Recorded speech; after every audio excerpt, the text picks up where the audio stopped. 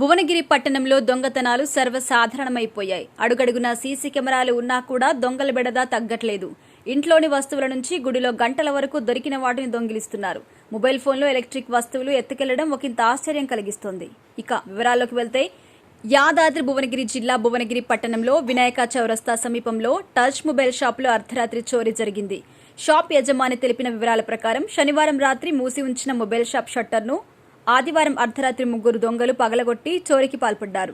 నిత్యం పోలీసులు పెట్రోలింగ్ ఉండే ప్రధాన రహదారిపై ప్రాంతంలో బస్టాండ్ దగ్గర ఉన్న టచ్ మొబైల్ షాపులో చోరీ జరిగింది.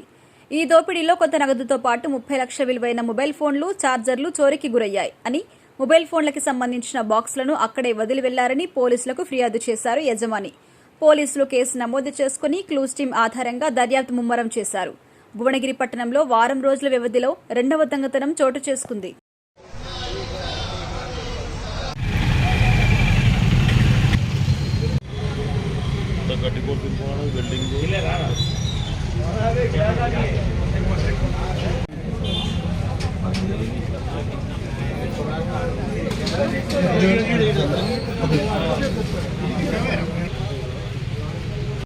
షటర్ ఉంది. షటర్ లోపల గ్లాస్ డోర్కి గ్లాస్ డోర్ మొదలుకొట్టిండు, గ్లాస్ మొదలుకొట్టిండు, గ్లాస్ మొదలుకొట్టిండు.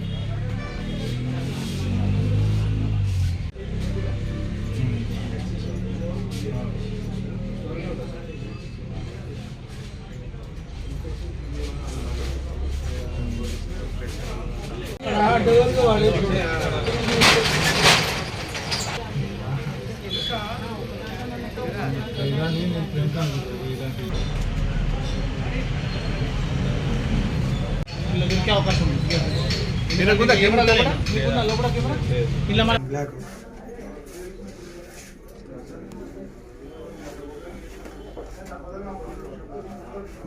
ఆడ దోయిండు, దోయిన పొక్కు ఉంది. ఆడ సైడ్ దోయిండు, వన్ సైడ్ దోయిరు, ఒక సైడ్ దోయాలి.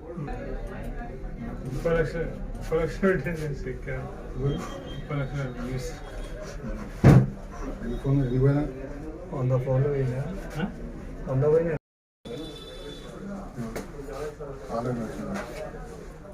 మాస్క్ తీసుకోండి లేదా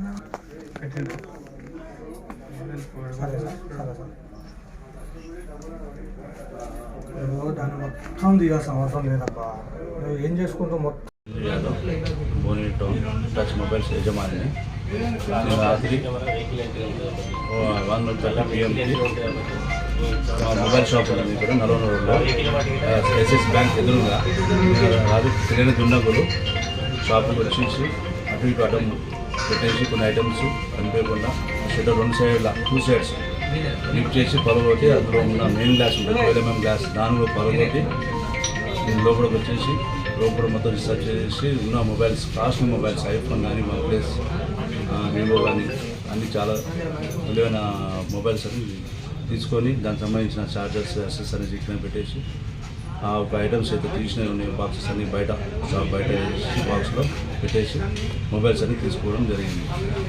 ఉదయం మేము 9 షాప్ ఓపెన్ చేసే టైం వచ్చి క్లాక్ ఓపెన్ ఎదురే పోలీసు వారికి కామెంట్ చేయడం జరిగింది.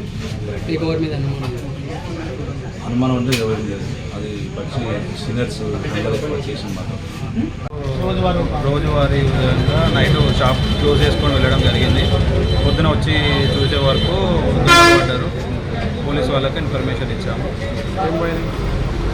10 కీబోర్డ్ ఫోన్స్, 6 స్మార్ట్ ఫోన్లు, క్యాష్ 10,000 క్యాష్ పోలీసు వాళ్ళకి ఇన్ఫర్మేషన్ ఇచ్చాము. వచ్చాము.